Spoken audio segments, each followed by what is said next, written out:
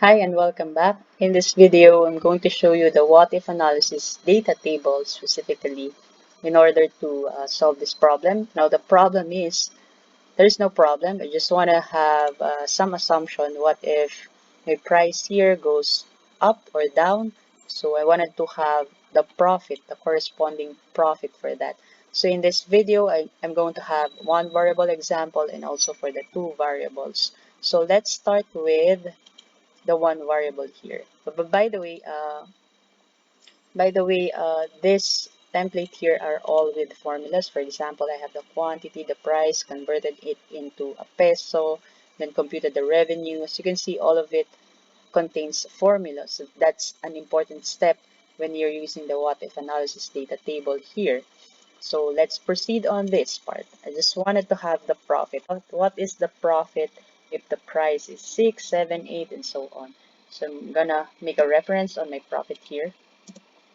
And then in here, my price is 6, the base price. So I wanted to have a lower price like 4 and then 5 and so on. So I'm gonna drag it here. It's my base case, lower price, higher price. So that's it. The next thing is to highlight all those parts with the profit here and then all the price. Make sure to include all of that. Then go to data tab, what if analysis, and then data table. Then you'll be asked, is it a row input or a column input? In this case, because this is the format that we use, we're going to use the column input cell. Why column? Because you wanted to fill this column with your profit. This is the profit you wanted to fill in this column. So you will make a reference on the price in here and then click OK.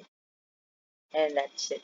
So you can see this is the base case. This is 146, 146, 146, and that's okay. Let me change it into 5 here. This is the base case. This is the profit. This is the profit here. All are working. When you change this cell, for example, like 3, this is also working. So that's it. That's the example for one variable. And then let me show you another example. Like I fill in the column input cell. Now I'm gonna reverse it. I'm going to put my prices in here, and then my profit will be on this part. Let me copy this one in my template, highlight it, go to what if analysis, data table, and this time just choose the row input cell, and then click the price here, OK, and that's it. That's the same answer in here. Whether on this format or on this format, it will return the same answer. So that's it. Let me hide it, and let's proceed to the next example, which is a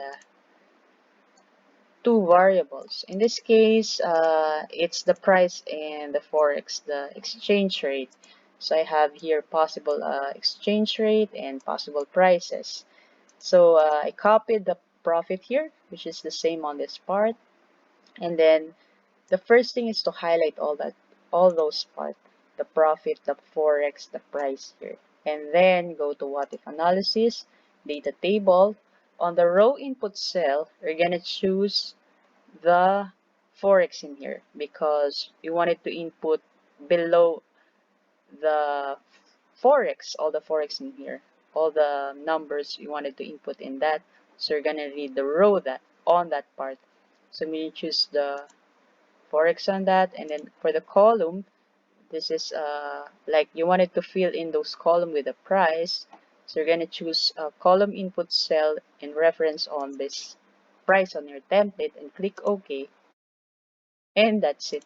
It's a very simple data table that is given to you by the what if analysis. And that's it. When you check it, that's this is the base case, right? Base case means on the template, it's a price of 5, forex of 49, 97, which is 97. Also in here, 97. And that's it. That's a very simple example. You can do better than this. And I'm finished here. I'm done. If you're liking my videos, you can subscribe in my channel. And see you next time. And thanks.